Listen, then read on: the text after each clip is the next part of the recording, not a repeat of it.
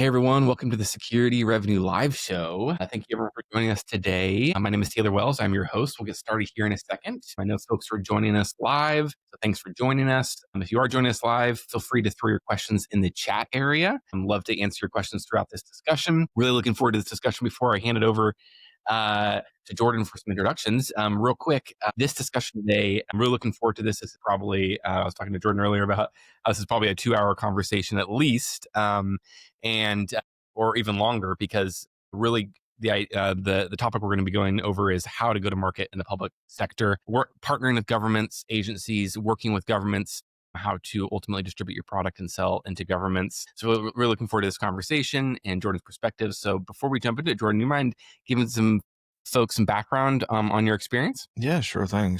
And I do appreciate you having me on the show, Taylor. So yeah, Jordan Burris. I'm the head of the public sector business for a company called Socure. If you've never heard of us, we're an AI company that builds tools and solutions to help organizations both verify identity and combat various forms of fraud. For me, I would say that I've been in the digital trust arena.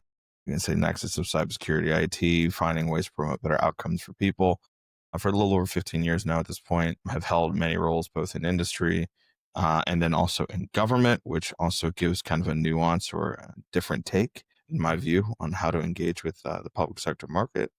And during my time in government, I served as chief of staff to the US CIO, so had responsibility for all cyber IT policy budgeting across the entire federal government, which of course meant that I also engaged with a number of different leaders who were selling or engaging with agencies at that point in time. Super fascinating. Thanks for sharing. And yeah, you're definitely the person I want to talk to, because you obviously have a wealth of experience on both sides of it. So I'm excited to dive in and to get your perspective on how you experienced it as, it sounds like, a buyer and a seller from both sides of the industry. Super cool. Well, let's jump right into it. I think in general, so folks that are listening, we have folks from all across the ecosystem, folks that are working in commercial, right? They're selling to SMBs or working mid-market enterprise, folks serving the public sector. We even have some B2C, folks that have products that are more B2C. But for the folks that are thinking about the different sectors, how would you encapsulate kind of some of the key differences to the public sector from even your own either personal experience or maybe any experience you've worked in other industries? Anything you've noticed that's really unique to the public sector? Love to start there. Yeah, absolutely. So it's interesting. There's a lot of parallels, and then of course there's the inevitable kind of elephant in the room.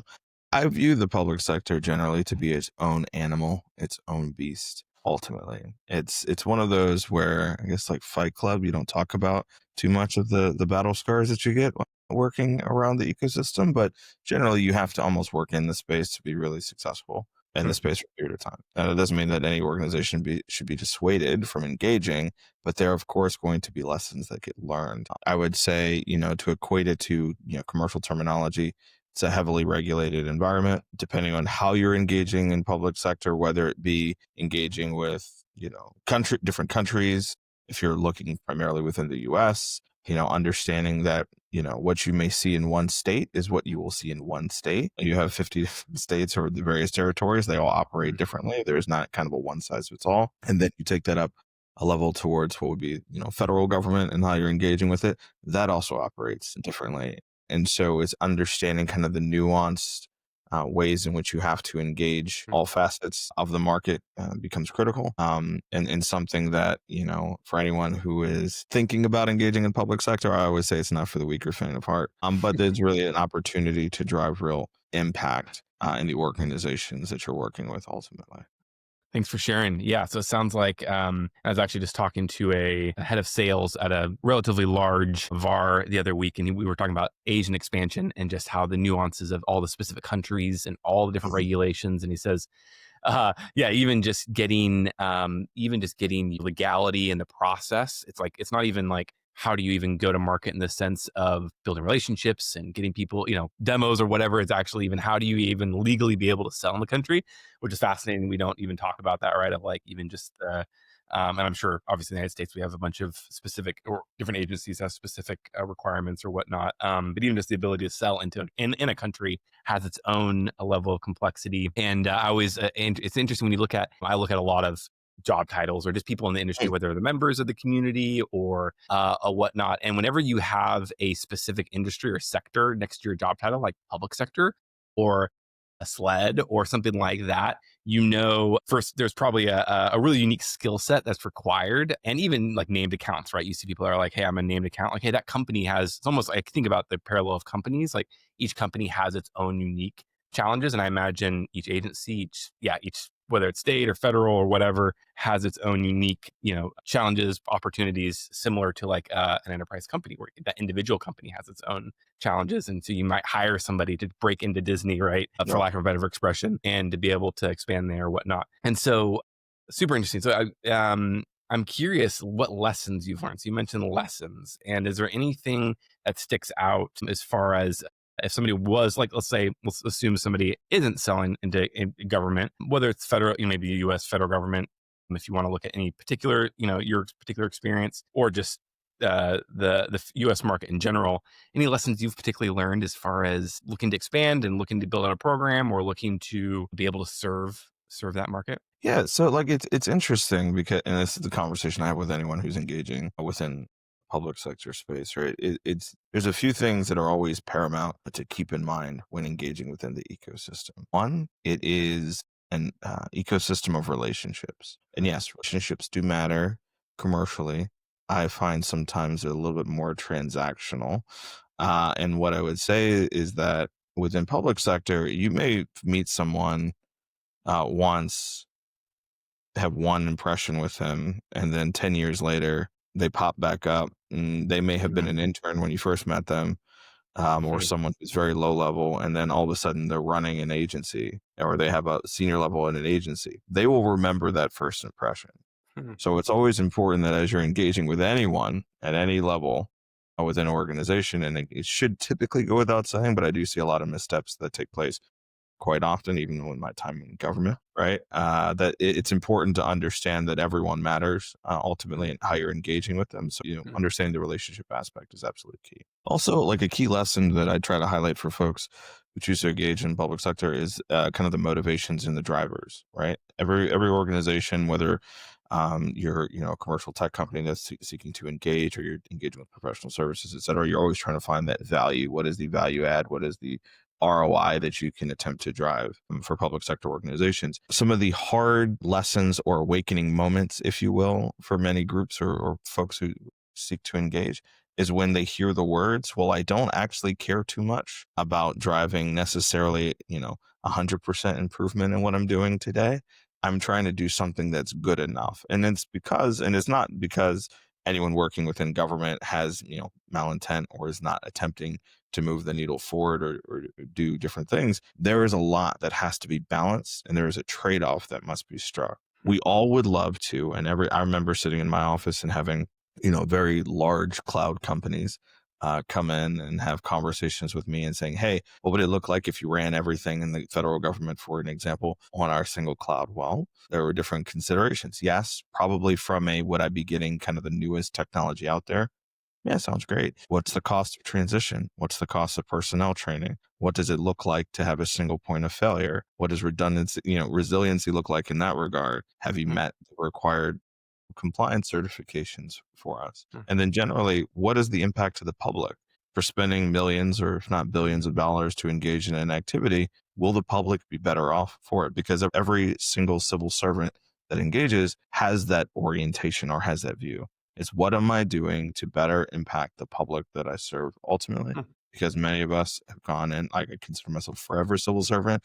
We walk in, we swear an oath, and we do everything that we can to better engage. And so with that, there's just trade-offs that ultimately have to be made. And when you're engaging in a manner that you're effectively selling into an organization, if you don't have that perspective, right, as you're engaging from day one, right, like you're ultimately going to misalign with what you're attempting to accomplish. And that's where I see a number of organizations have, false starts. They have the right product. Maybe they're hearing something in the media that says, hey, it's definitely a great opportunity for us to go engage. We just need to go run and chase it down. And then they show up on day one and they wonder why they fall flat on their face. A lot of it has to play into, those are like two of the biggest areas where I see, many companies hold out. Now there's a whole laundry list of other things that need to be considered, but generally I always tell organizations to kind of start there in the way they're thinking and their orientation, because it does help get them further down the path. Thanks for sharing. Super interesting. I heard a couple things. Number one was obviously that long term relationship, which I think in the the non commercial area, I feel like I'd be curious your thoughts actually maybe on this a little bit, looking at from the buyer's perspective on ways we can improve go to market. But I feel like a lot of interactions are super transactional. Right. And they're not all of them. There's great salespeople out there that are building relationships. I've always tried to, think about the marketing campaigns or the sales interactions I have as a way to build relationships, provide value, et cetera, et cetera. But it still feels like the motivating factors behind it aren't from go to market leaders. We're focused on short term quarterly results, right? And everything's based on quarters and everything's based on how do we hit this number, which doesn't always align with helping people, right? And hopefully it does most of the time as it and that's where I think you're going to find success long term.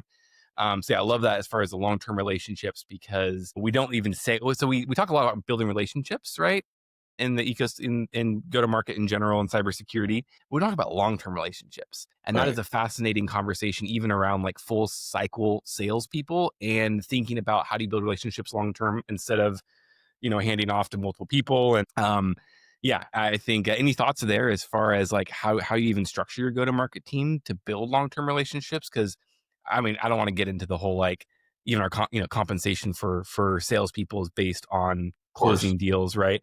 Not necessarily building long term relationships. So, yeah, just curious. Any thoughts there on that question? Yeah, so it's a premise, and it's a premise that I have when I engage with my team. I would say there's also every public sector leader will do things a little bit differently. I said for me, because I've just been in the room with what I would say were suboptimal folks who would engage. I always try to engage from the perspective of partnership. Right, Mm, your success is my success. mm, Yes, ideally there are targets that I must hit, being a commercial company, or that my team must hit with doing that. But generally, we're doing you a disservice if we're not actually able to help you solve the problem that you've ultimately identified. Right, mm, that doesn't mean that you solve it necessarily even on our timeline. I've had engagements where I've worked with organizations both in this role and then in my prior lives, where I would start a conversation. I knew what the simplest answer was, but I had to work with the customer through the journey to help them basically make the case internally. I could have treated it transactionally, where like I will come back to you later when you are ready to engage or ready to buy, right? And I've seen that happen many a times. And I wouldn't have been able to actually make the progress that I sought for the organization or the agency that I was supporting. It's only by going with them through the fire, mm, ultimately, and helping them doing the random asks that had nothing to do or not going to generate any revenue for us. Help them basically better defend their position, that we've been able to build mm, relationships that then transcend even their current roles, such mm, that if they pop back up somewhere else in the future, they remember us and they want to engage, right? And I think mm, that's the makings of anyone who does well in go to market, period. But more importantly, within public sector, it becomes mm, almost paramount. As I look to my teams, things I try to structure around, or the organization that I run today, first thing I look at is around kind of the ethos around how they approach customers. One thing that I actually appreciate about the company that I'm a part of is like one of our principles is being, customer obsessed. And I actually do believe that's like foundational to anything that you do within mm, public sector, right? So I'm always looking for members of my team to want to kind of lean in more, especially in those hard days, for how we could better serve the customer. And then those taking a perspective of willing to roll up your sleeves and get scrappy in terms of how you're going to engage on a problem that needs to be solved. mm, Right. Because in some cases, when it comes to public sector, the requirements are not well defined. It's not mm, like they have a clear outcome in all cases that they're seeking, right? Maybe they have a target or high level vision that must be achieved, that what they're looking for is a partner to come in and basically build with them, right? And so with that, can my team members, can people on my team at all facets of the business, right? Whether you're a seller or a solution engineer, you're dealing with compliance, like can you lean in and basically help mm, craft a different perspective mm, and work with the customer to help them be more successful? And generally, as I look to hire for the teams that we have, or continue to build them out, that's one of the things that I'm looking for in any engagement conversation I have, because it usually for me becomes an indicator of what would be success in doing kind of the transformational work that we do today. hmm. Very cool. I love that. Thanks for sharing. And maybe we can get into a little more of the details as far as how you see the creating that value, keeping that Mhm. relationship going, thinking outside the box. Sounds like a lot of creativity and just think about how we can continue that relationship and provide value. But I would love also hear too. You mentioned earlier as far as having the perspective of the civil servant, right, and thinking about it from their perspective of how does this benefit the taxpayer? How does this benefit the general public? I'm curious, is there any learnings there of maybe even from the technical side a bit, or even from thinking through the differences in value? Because I think a lot of times what I heard from you is like it's not all about efficiency, right? It's not all about like this ROI number or whatnot. It could be other drivers, other motivations. I'd just be curious: is there anything that people should know that's like, hey, usually these drivers are different, right? Maybe even from a technical perspective, maybe even from how they view the world, right? Even technical buyers or folks buying your solution, how those folks view the world differently than maybe non-public sector folks. Any thoughts there? Yeah, sure. And it's interesting that I get against the benefit of kind of the ethos of the company that I work with aligning with how I think it should be done with engaging with the public sector buyer in particular, right? But like for an example, we'll pick on digital identity, right? Because that's this space I work in today, or with identity verification. It is very easy for a commercial entity to make kind of a cutoff when it comes to things like new customer acquisition and say that I'm only going to pursue this type of demographic or this type of individual to be my customer or to work with me, especially because, we work with businesses that then support different parts of the public. But it's very easy for them to make that cutoff because they're making their own business trade-offs. And of course, their goal is always seeking revenue. In public sector, you don't actually have that luxury of cutting people off. Yes, there may be Hmm. some political discussions, and I'm not going to get Hmm. into that today about like how people view what benefits and things should be served or how people should be served. But the reality here is that anyone who raises their hand and swears that oath and is a civil servant, their job is to serve the public, full stop. Meaning that they have to meet them where they are, as good or as bad or as ugly as it may be, Hmm. right? Hmm. So in many cases, there are Hmm. people who, when it comes to technology standpoint, yes, they have access to computers like you and I. Today, maybe they have access to cell phones. There are other people who don't, right? And so as a technology company, you could either choose to say, well, I'm only going to focus on engaging only in the digital first format Hmm. and stop there. Or Hmm. you can find ways to augment your technology, design your solutions in a manner that you can also help meet those people where they are. Now, it's not saying that, hey, you're completely changing your entire channel strategy or your product and you're doing something that's completely outside the norm. That's not what I'm saying. But there's ways in which you can partner with an organization, such as how does the organization today engage with people when they go in person? Are there ways that you can deploy your technology in a manner to better serve them or better support them when they are going in person? Hmm. Can you help Hmm. with the world I live in? Can you better help automate what they're doing today or get better clarity and accuracy in who someone is claimed to be, especially when they're showing up first time in person, right? Because you're always going to have those individuals. I often joke, and my father-in-law will see this, but I always joke that him and I go back and forth because he loves paper everything. And I told him that all day, and he says, no, paper is the only way. And he's the person who will drive in person and drop off a filled That's out awesome. form. But like that's the type of person that in general the Yeah. public sector has to serve in many cases. And so you have to be more adaptive with your thinking Yeah.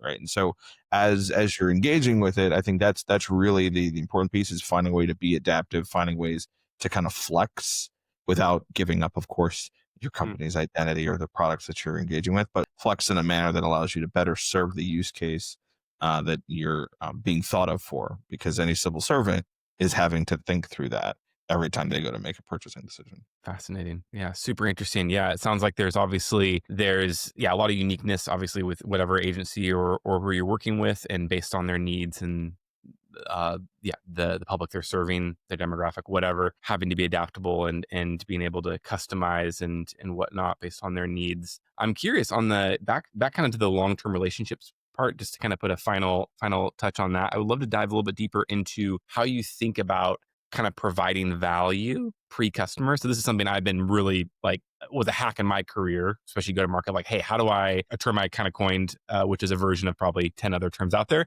but is called pre-customer impact. And this idea of how do I provide impact, not just value, because value is like value people conflate to like positioning my product as the Sure. solution, which can be valued. Don't get me wrong, like getting insights and providing people a new perspective. I heard you say perspective earlier, right? And helping people Mhm. reframe things and helping your buyer understand things from a new perspective. That's totally valuable. Don't get me wrong. And if it ties in your product, awesome. But what I'm talking about is more value outside of your product. And I'm just curious, as a sellers or even marketers through the go-to-market motion, how do you see folks that are trying to tap into the public sector? How do you provide value before they even become a customer, outside of like positioning your product and continuing that really in the spirit of continuing that relationship, right? And being that trusted advisor, being that partner for them. Yeah. So when I'm engaging with anyone in public sector, I think it starts off with understanding where they've been and understanding Mm, where they're going. And the where they've been and where they're going can be on a number of different orientations. It can be related to the agency that they're supporting, but it can also be them professionally, mm, right? And how they're engaging, right? Everyone who works in government, some of them like me, like I started in industry, then went to government and came back out.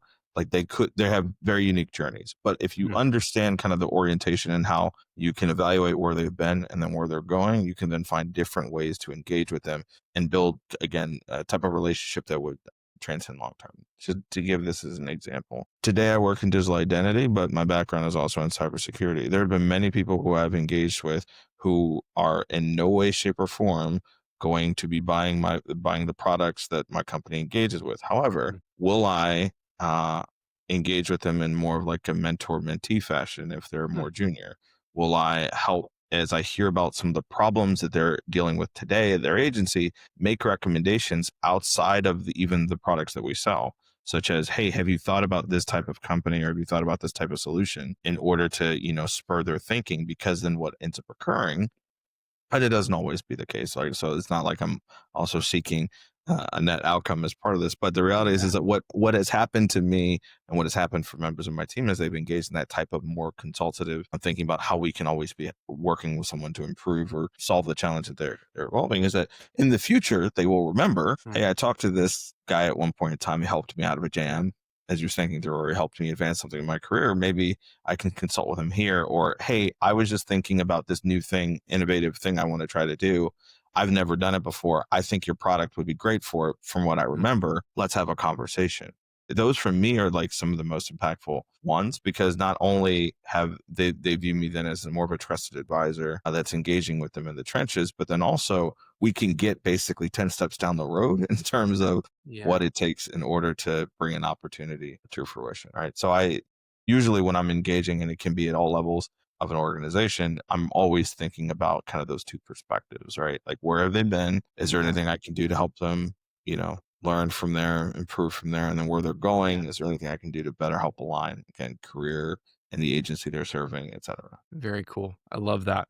And I love that. Yeah, I love that perspective of even said kind of consultative or being a consultant or yeah. And I think yeah, especially in with relationships, I think it's so powerful and being able to leverage that and be and think about like how do you serve them? How do you be a resource where they're going, etc. I'm curious, how do you put a value on that? Obviously, you can look at your career and even look at like, yeah, if you go to a new position, right? Or even in your current company, you can leverage that in your own career.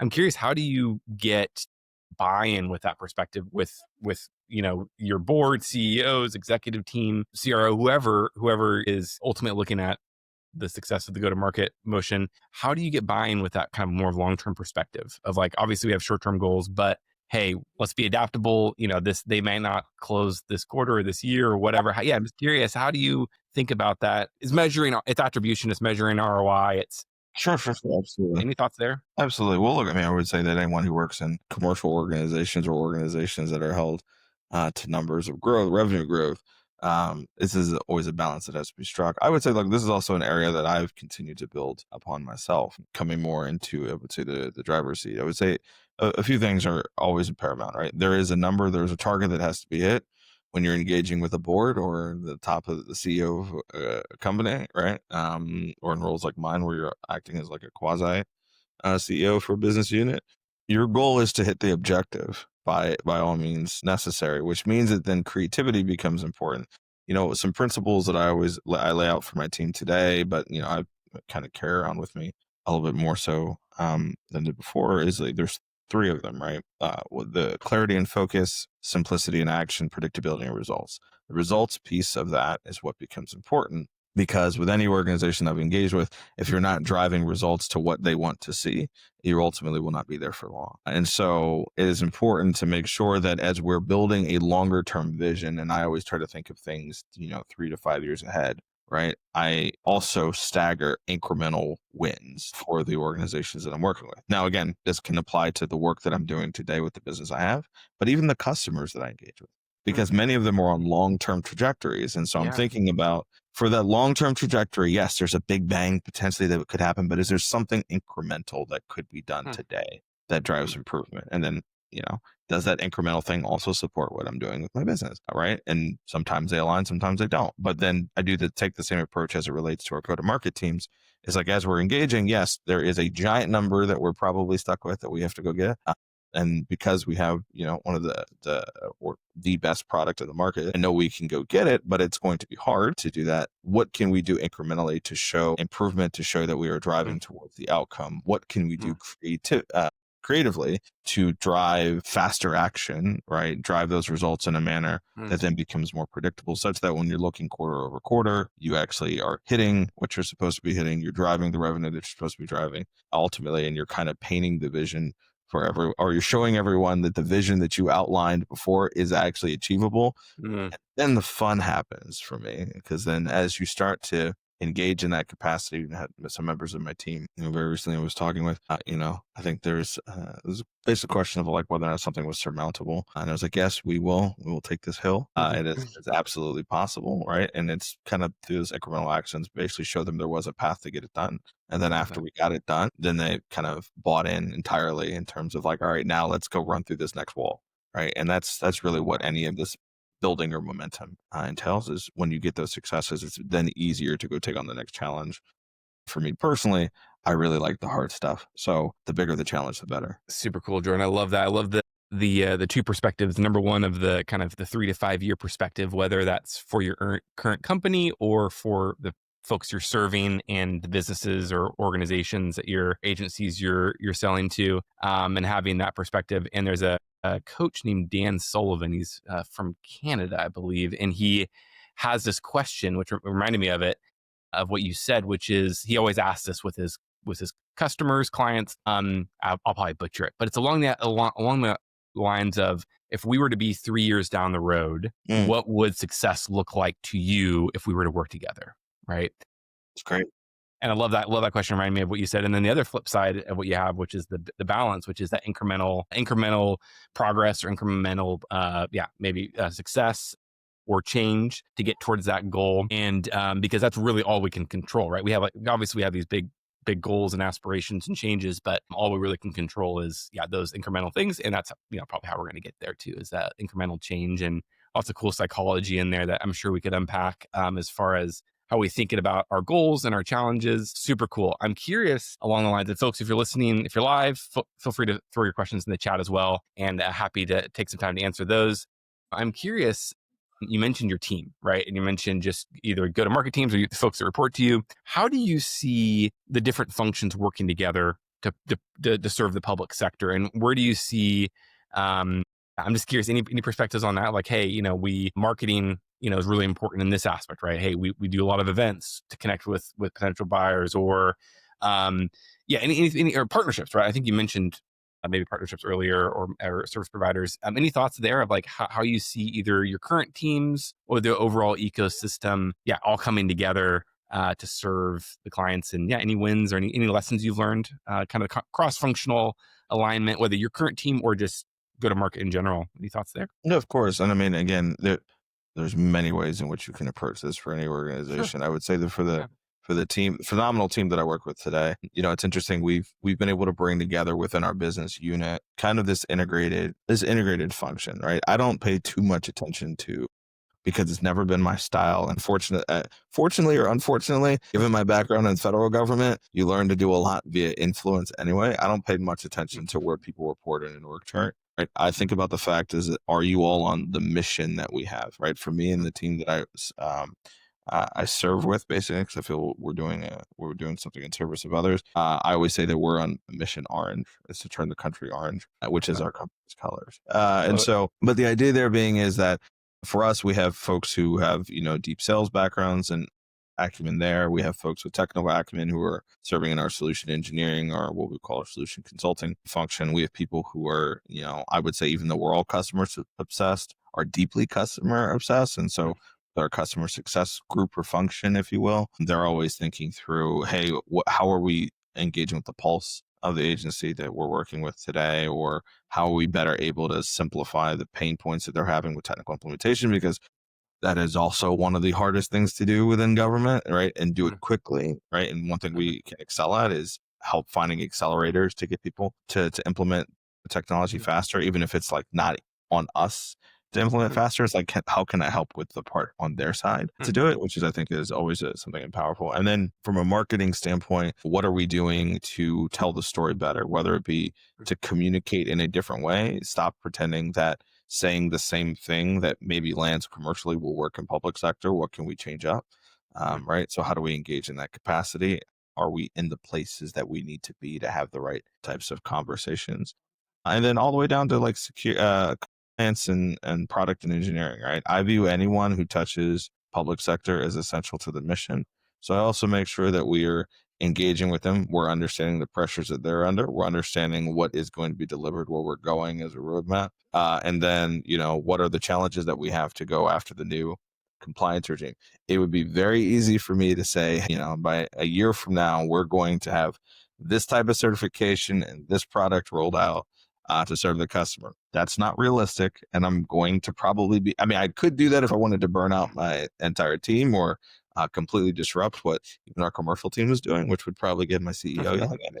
But the reality here is that it's actually more productive to then understand kind of how all the pieces are moving, making sure that they're all communicating with each other. So we have mm, more of a level of transparency about what each function is doing and try to bring people together as much as possible. And then from there, think about how we are going to move as one unit forward in the direction of the so when I say mhm, that we're all going to be pursuing a vertical or we're all going to be engaging in this type of use case or solving these types of problems, what is everyone's role in helping to support that? And then how do we better support our customers after the fact?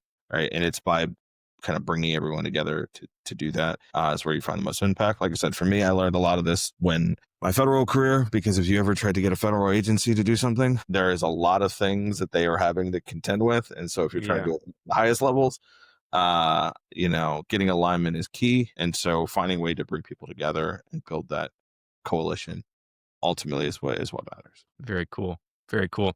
I love that. Thank you. Two questions that stood out, actually, kind of two ends of the spectrum, but you mentioned kind of customer success, customer implementation can be uniquely challenging. Any lessons or any things to avoid or things to focus on kind of after they sign and, after they, in the implementation? Any thoughts there? Yeah, and so I'll tell you a lesson that it's more of like an adaptation that's been made for the Okay. way in which I've approached certain things or that the team has approached things, right? Like there's usually it's very easy to start off with like kind of the expectation, especially for organizations that start off in the commercial world and they're used to kind of a certain way of implementing or engaging or others. It's very easy to start with that as a premise and then Mhm, assume that everyone and different verticals, industries, countries can basically follow suit and do the same thing.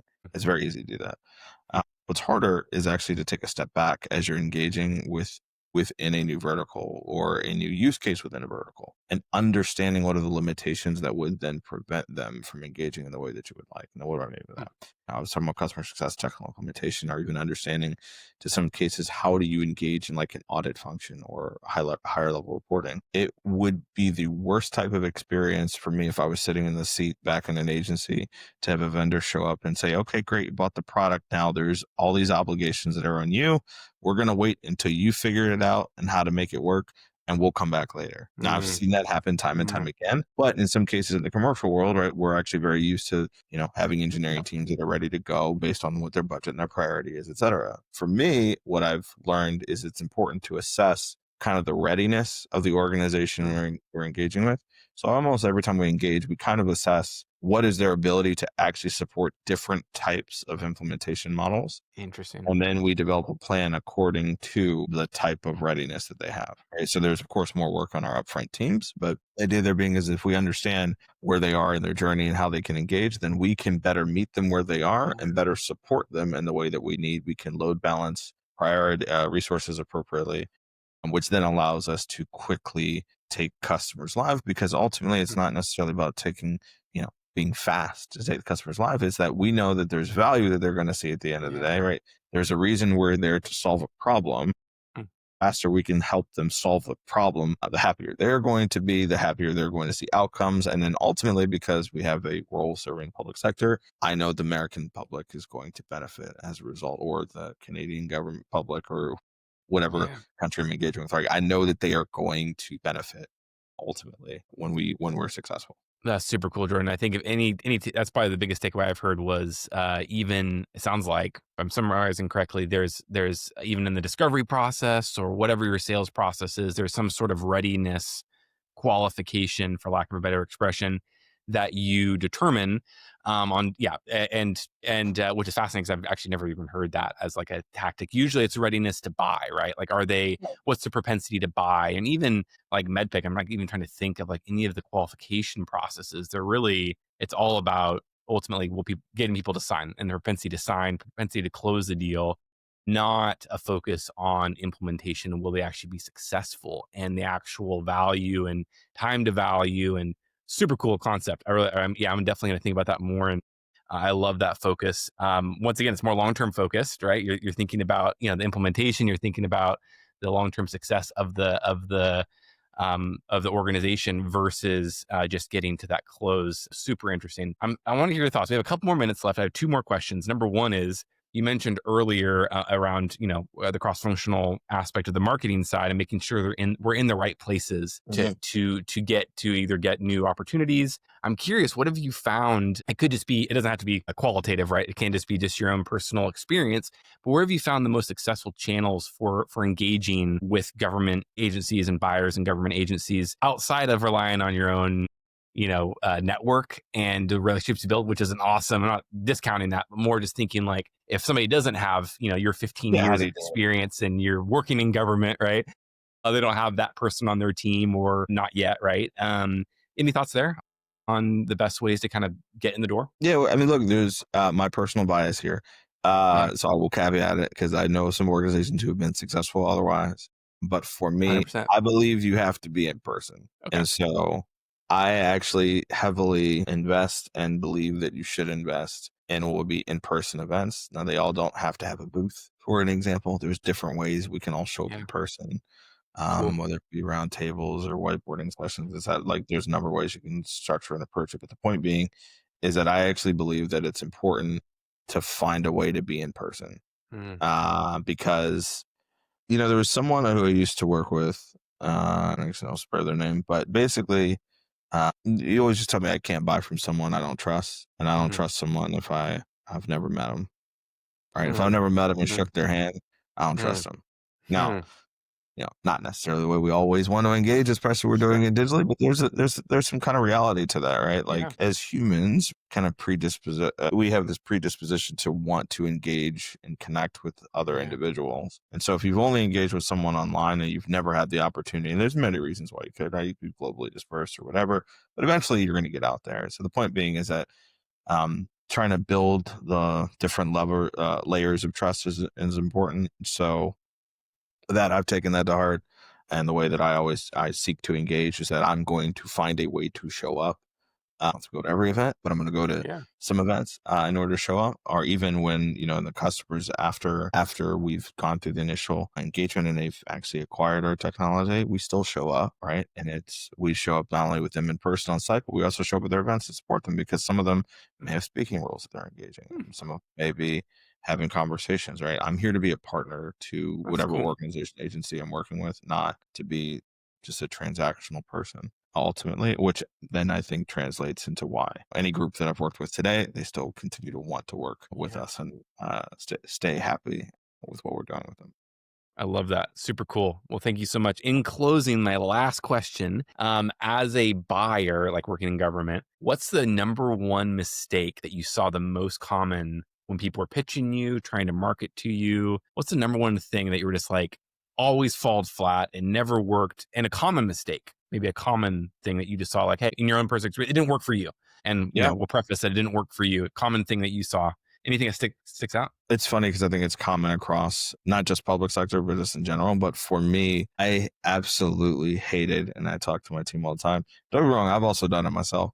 But I always hated when someone would just show up and throw up, meaning that they would show up and then immediately jumped into the product Mhm. and the pitch that they were giving at the time of the sales Yeah. message. Like maybe they would do intros real quick and then right onto it.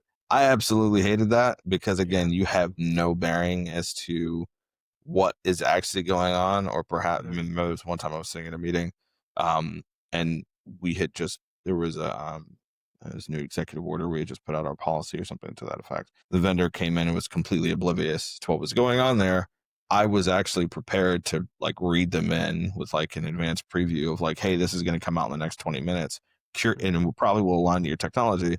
Can you help me understand how you all may like do something on the fly, right? Yeah. Didn't get the opportunity. Just immediately jumped into this prepared slides. And I was like, okay, well, that's fine. They will get the same email that everyone else will get. Yeah. Because I try to be ubiquitous and fair in terms of how I would Yeah. engage. But the point being is that they missed it. They just missed that opportunity Yeah. to have a kind of a deeper level conversation at the time. And so one thing I always coach my teams today, but then also um, continue to push myself on is that we're going to try to better understand what's going on better. You call it discovery, you can call it building relationships, whatever, but like better have the conversation with the customer Yeah. up front.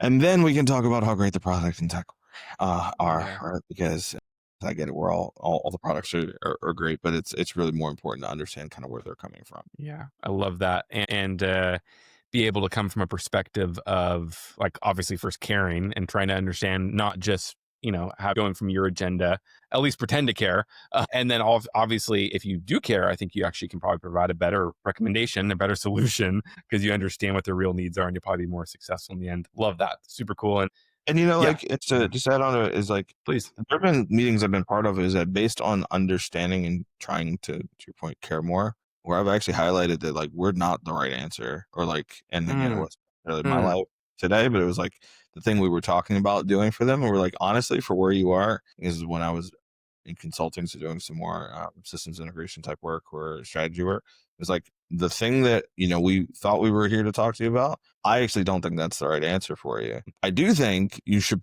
consider doing X, Y, and Z in the future. And when you're ready, happy to come talk to you about it. But like, I don't think you're ready for it. I don't think mm. it's the right. And like, probably got a lot of head shakes at that moment in time when I engage in that manner because you're like, why would you say something to that effect? But if anything, I remember I ran into that person later who basically said, I absolutely appreciated the fact that you were candid about what was not good for me at that time. You're the only one who did that. Whereas I don't have anything for you. I do know, these 2, 3 other groups that Oh, should cool. actually be doing something in your Nice. space. Here, let me connect you to them in the Wow. warm.